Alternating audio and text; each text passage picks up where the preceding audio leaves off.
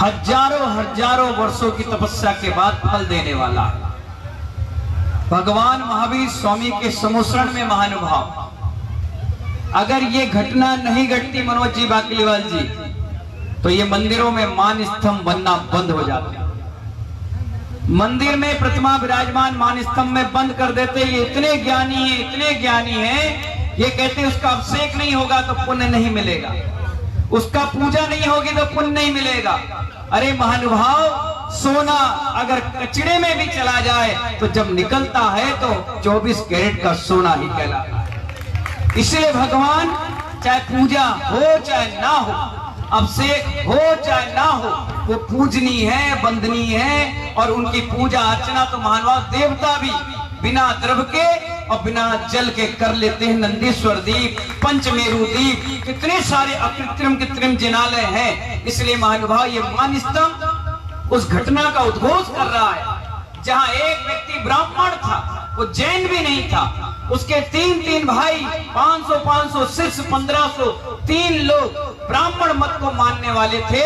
और 66 दिन के बाद महानुभाव जैसे ही उन्होंने भगवान महावीर के समोसरण में आकर के मान स्तंभ के दर्शन करे और बोलने लगे, जयति भगवान हे मां भोज प्रवाचरे बिंदु तो।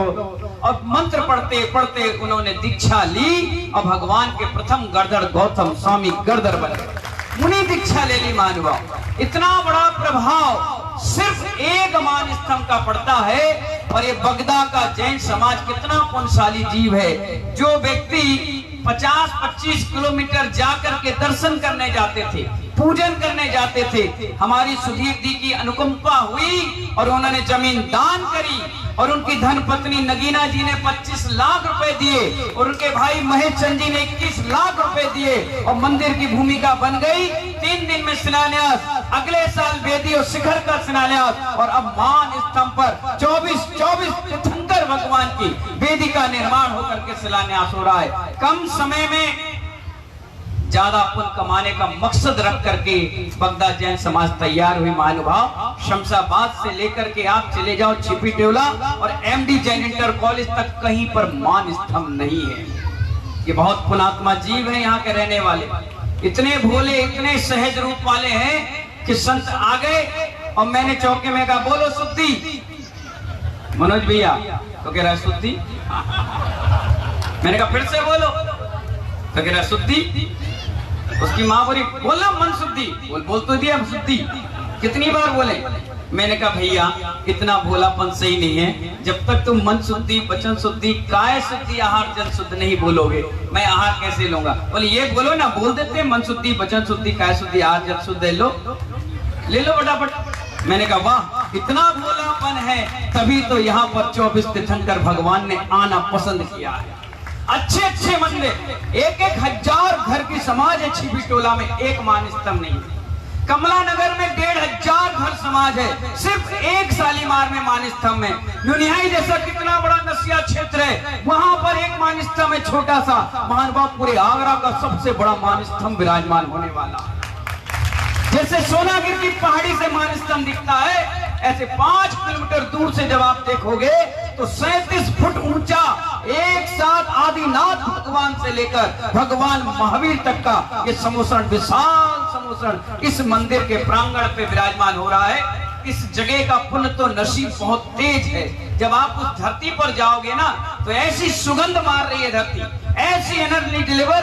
पंडित जी बोले महाराज जी इतना गजब की एनर्जी है। मैंने कहा इसके आसपास कोई फैक्ट्री नहीं है, इसके आसपास अनाज उगता था, अनाज। और वो धरती हमारे सुधीर जी नगीना जैन ने दान कर दी।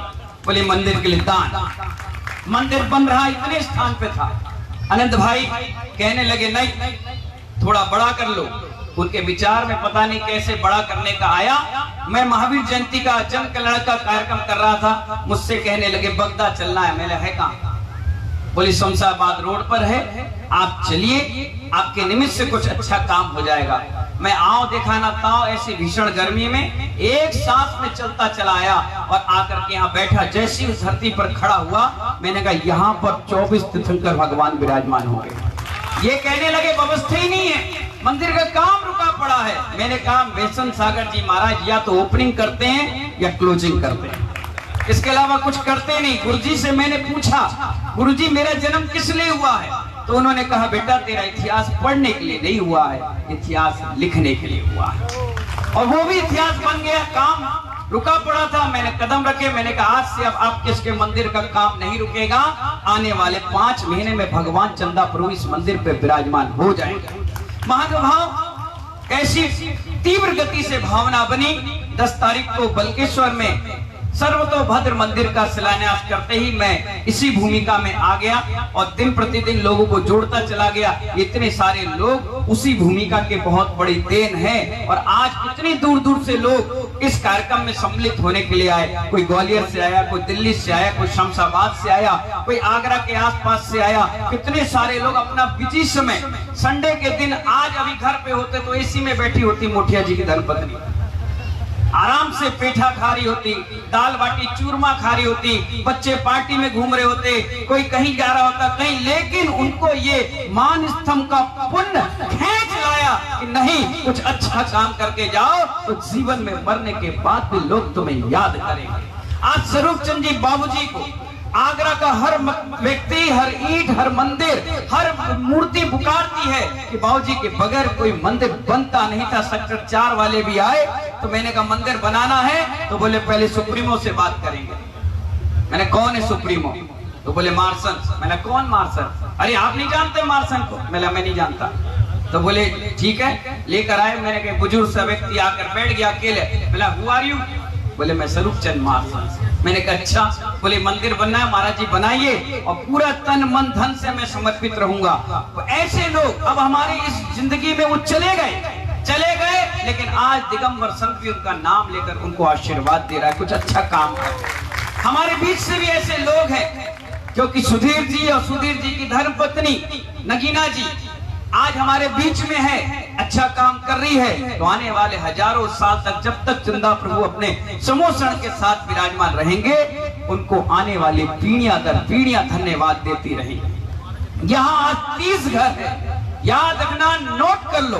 10 साल के बाद कमला नगर 2 ना बस गया तो नाम बदल कर रखेगा। अंसल टाउन में गया, इतना सुंदर व्यवस्थित जगह, मैंने कहा वाह कितनी गजब की प्लानिंग। आधा किलोमीटर में हाईवे टच कर रहा है। आप दिल्ली जाओ, आप कानपुर जाओ, आप ग्वालियर जाओ, आधे घंटे में आप उतरकर इस मंदिर में दर्शन करके चले जाओ। इतना सुंदर 60% तो जमीन पर लोगों ने बना करके रिहायशी बना लिया, आराम से जिंदगी जी। एक व्यक्ति बोला महाराज श्री जैसी अंसल टाउन में हमने जमीन ली, जमीन की एनर्जी लेवल इतनी है कि 2.5 महीने में मैं इस घर में आ गया।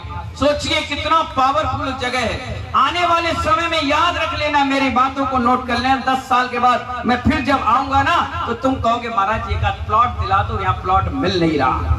ये भगवान चंदा प्रभु का समोषण है। जहां तक उनका समोषण की रेंज जाएगी उतनी एरिया वो अपने आप कवर कर लेंगे। बड़ी मुश्किल से चंदा प्रभु भगवान की जमीन मिली है। भगवान चंदा प्रभु का समोषण बनेगा और मंदिर में जब तक मान स्तंभ ना हो मंदिर अधूरा होता है।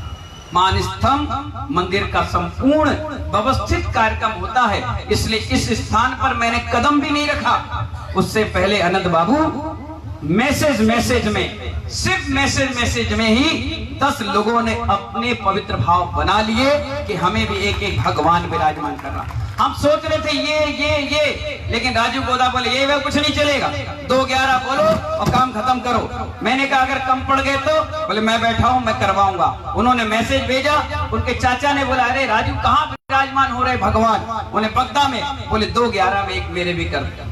हमारे संकीर्त भाई बोले महाराज जी एक मेरे भी कर दो। और इस मान स्तंभ में सबसे पहला नाम हमारे विपिन भाई मेडिकल वाले। राजा मंडी में जैसी मैंने पैर रखा, प्रवचन कर रहा था, अचानक से पूजा करते करते बाहर आए और कहने लगे एक भगवान मैं भी विराजमान करूंगा। मान स्तंभ में मानव मूर्ति तो आ गई, छत्र भी आपका हो गया, चमर भी आपका हो गया, भामंडल भी आपका, जिस पर भगवान विराजमान होंगे, कमल भी आपका, उस वेदी के पूरे दातार आप और पूरा मान स्तंभ उसी राशि से बन करके तैयार हो जाएगा। 37 फुट ऊंचा कितना सुंदर मान स्तंभ होगा। रात की लाइट लगी होगी और सफेद मार्बल का बना होगा। कहीं से 4-5 किलोमीटर एरिया से छत में भी चढ़कर आप दर्शन करोगे तो भगवान के आपको निर्बाध रूप से दर्शन हो जाएंगे। ऐसा सुंदर मान स्तंभ इस स्थान पर बन रहा है। शिखरचंद सिंघई जी, जिन्हें मैंने शिखर रत्न की उपाधि दे रखी है, हजारों लोगों के बीच में ऐसे शिखरचंद जी का द्रव्य इतना पवित्र है मनोज भैया कि वो जितनी भी कमाई करते हैं वो कमाई पूरे मंदिर के शिखर पर लगा देते हैं। इसीलिए उनका नाम भी शिखरचंद जी। और लगभग 130 शिखर उन्होंने अपने जीते जी ऑर्डर दे रखे हैं, जिसमें से 100 से ज्यादा कंप्लीट हो चुके हैं। एक 30 लाइन पर लगे हुए हैं, जिसमें 30-35 तो मैंने शिखर प्रतिष्ठा करवा चुकी। जहां जहां मैंने जीर्णोद्धार कराए वहां लोगों ने कहा ये शिखर किसने बनाया मालूम है? मैंने कहा नहीं बताओ आप। बोले महाराज जी बहुत बड़ा दानवीर है। बोले अच्छा, 100 से ज्यादा शिखर बनाई। हम गए, बोले आने की जरूरत नहीं है, जगह बता दो, टाइम बता दो, शिखर बनकर तैयार। बोले कहा कौन है? बोले शिखरचंद जी। मैंने कहा उनसे पूछना बेसन सागर को जानते हो?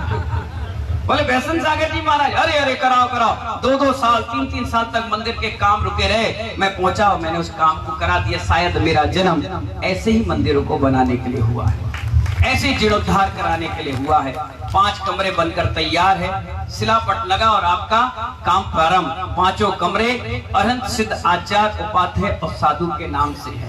5 कमरे इसलिए बनाए, जो शमशाबाद से साधु चल करके आगरा आएगा, चाहे राजा मंडी जाए चाहे ना जाए, बोदला जाए चाहे ना जाए, छिपीटोला जाए चाहे ना जाए, सदर या कैंट जाए चाहे ना जाए, ताजगंज जाए चाहे ना जाए, कमला नगर जाए चाहे ना जाए, बगदा में आके आहार करके तो जरूर जाएगा। ये गेट पास है, यहाँ आएगा, भगवान चंदा प्रभु के समोसरण में आशीर्वाद लेगा, आहार करेगा, साधना करेगा और यहीं से वो अपना रूट बनाएगा कि आगरा कहाँ जाना है। ये प्रवेश द्वार है चंदा प्रभु का और यहाँ से आशीर्वाद लेके जाएगा। हाथ जोड़िए, खाया पिया, जोर से बोलो, खाया पिया अंग लगेगा। अभी खाओगे मां? मस्त मजा आ गया, बहुत बढ़िया भोजन था। मनोज भाई तुमने बहुत बढ़िया व्यवस्था। अरे यार अनंत यार मजा आ गया। एक बोले अरे यार ठंडाई होती तब मजा आ जाता, एक कहता है रबड़ी होती और मजा आता। तो क्या कह रहे हैं? मैं खाया पिया, जोर से बोलो, खाया पिया अंग लगेगा, दान दिया संग संग चलेगा।